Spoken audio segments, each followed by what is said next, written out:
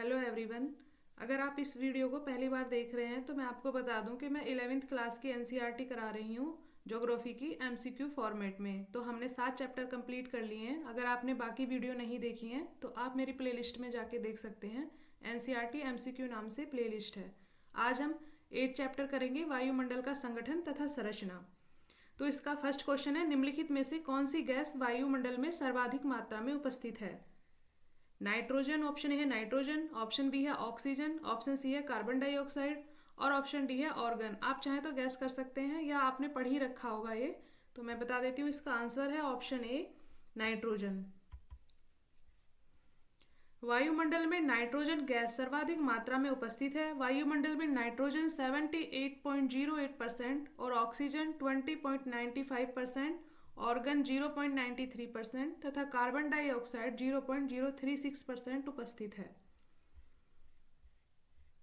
Next question है, निम्नलिखित कथनों पर विचार कीजिए। वायुमंडल में कार्बन डाइऑक्साइड ऑक्सीजन की अपेक्षा अधिक ऊंचाई पर पाई जाती है। सेकंड है, कार्बन डाइऑक्साइड और विकिरण के लिए पारदर्शी एवं पार्थिव विकिरण के लिए अपारदर्शी है। उपयुक्त में से कौन से कथन सत्य हैं? ऑप्शन ए है केवल एक, ऑप्शन बी है केवल दो, ऑप्शन सी है एक और दो दोनों और ऑप्शन डी है ना तो एक ना ही दो। तो इसका सही आंसर बी है, केवल दो सही है और फर्स्ट गलत है। फर्स्ट क्यों गलत है ये देख लेते हैं। ऑक्सीजन वायुमंडल में पृथ्वी की सतह से 120 किलोमीटर की ऊंचाई तक पाई जाती है, जबकि कार्बन डाइऑक्साइड पृथ्वी की सतह से 90 किलोमीटर की ऊंचाई तक पाई जाती है। कार्बन डाइऑक्साइड गैस सौर विकिरण के लिए पारदर्शी है, लेकिन पार्थिव विकिरण के लिए अपारदर्शी है और यह सौर विकिरण के एक अंश को शोष लेती है तथा इसके कुछ भाग को पृथ्वी की सतह की ओर परावर्तित कर देती है। नेक्स्ट क्वेश्चन है, जलवाष्प के संबंध में निम्नलिखित में से कौन सा असत्य है? ये ध्यान देने चाहिए इस पे। ये असत्य पूछा ना कि सत्य। हाँ, क्वेश्चन कई बार गलत हो जाता है कि हम सोचते हैं कि सत्य ही पूछा होगा, परंतु ये असत्य पूछ रहा है। और इसका ऑप्शन ए है, जलवाष्प की मात्रा वायुमंडल में ऊंचाई बढ़ने के साथ बढ़ती है। ऑप्शन बी है, विषुवत वृत्त से ध्रुवों की तरफ जाने पर जलवाष्प की मात्रा कम हो जाती है। ऑप्शन सी है, यह पृथ्वी से निकलने वाली ताप को संग्रहित करती है और ऑप्शन डी है, जल वाष्प वायु को स्थिर और अस्थिर होने में भी योगदान देती है। तो इसका सही आंसर ऑप्शन ए है। मतलब ये सत्य है कि जल वाष्प की मात्रा वायुमंडल में ऊंचाई बढ़ने के साथ बढ़ती है जबकि घटती है।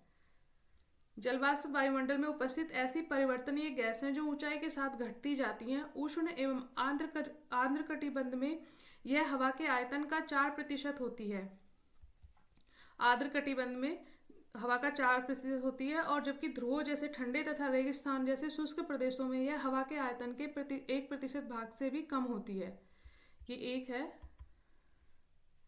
नेक्स्ट क्वेश्चन है, निम्नलिखित कथनों पर विचार कीजिए। फर्स्ट है, वायुमंडल में धूल कणों का सबसे अधिक जमाव उपोष्ण और शीतोष्ण प्रदेशों में होता है। सेकंड है, धूल और नमक के कण आर्द्रताग्राही केंद्र की तरह कार्य करते हैं। उपयुक्त में से कौन से कथन सत्य हैं? ऑप्शन है केवल एक, ऑप्शन बी है केवल दो, ऑप्शन सी है केवल एक और दो और ऑप्शन डी है ना तो एक ना ही दो। तो इसमें दोनों ही सही है, एक और दो दोनों। वायुमंडल में छोटे छोटे ठोस कणों को भी रखने की क्षमता होती है। ये छोटे कण विभिन्न स्रोतों जैसे समुद्री नमक, महीन मिट्टी, धुएं और की कालिमा, राख, पराग, धूल तथा उल्काओं के टूटे हुए कण से निकलते हैं। धूल कणों का सबसे अधिक जमाव उपोष्ण और शीतोष्ण प्रदेशों में सूखी हवा के कारण होता है, जो विषुवत और ध्रुवीय प्रदेशों की तुलना में यहाँ अधिक मात्रा में होते हैं। धूल और नमक के कण आर्द्रताग्राही केंद्र की तरह कार्य करते हैं, जिसके चारों ओर जलवाष्प संघनित होकर मेघों का निर्माण करती है। नेक्स्ट क्वेश्चन है, सप्ताप मंडल को जेट विमानों की उड़ान के लिए आदर्श माना जाता है क्योंकि? ऑप्शन ए है, इस परत में उपस्थित ओजोन के कारण ईंधन की खपत कम होती है। ऑप्शन बी है, इस परत में तापमान सम रहता है जो इंजन की दक्षता के लिए अनुकूल परिस्थिति है। ऑप्शन सी है, यह परत विमान भेदी शस्त्रों की मारक सीमा से बाहर है और ऑप्शन डी है, इस परत में बादल तथा अन्य मौसमी घटनाएं नहीं होती। तो इसमें ऑप्शन डी सही है, इस परत में बादल तथा अन्य मौसमी घटनाएं नहीं होती हैं।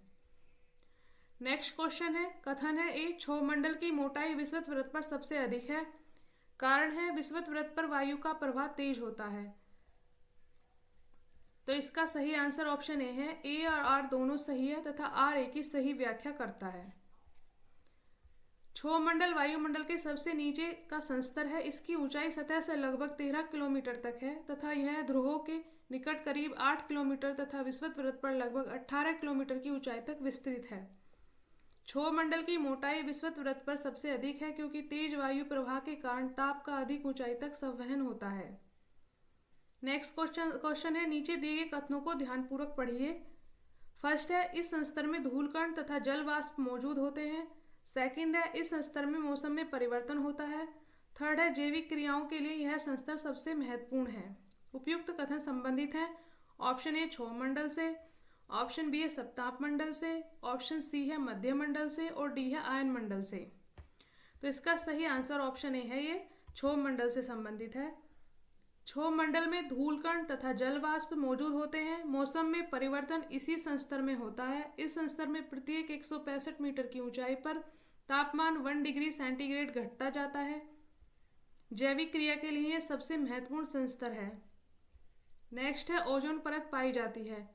ऑप्शन ए है मध्य मंडल में, बी है वायुमंडल में, सी है क्षोभमंडल में और डी है समताप मंडल में। तो ऑप्शन सी डी सही है, समताप मंडल में। ओजोन परत समताप मंडल में पाई जाती है। यह परत सूर्य से आने वाले हानिकारक पराबैंगनी किरणों से धरती पर मानव जीवन की रक्षा करती है। ओजोन परत को पृथ्वी का सुरक्षा कवच कहा जाता है। ऐसा क्वेश्चन बन सकता है कि किस परत को पृथ्वी का सुरक्षा कवच कहा जाता है, तो ओजोन परत को।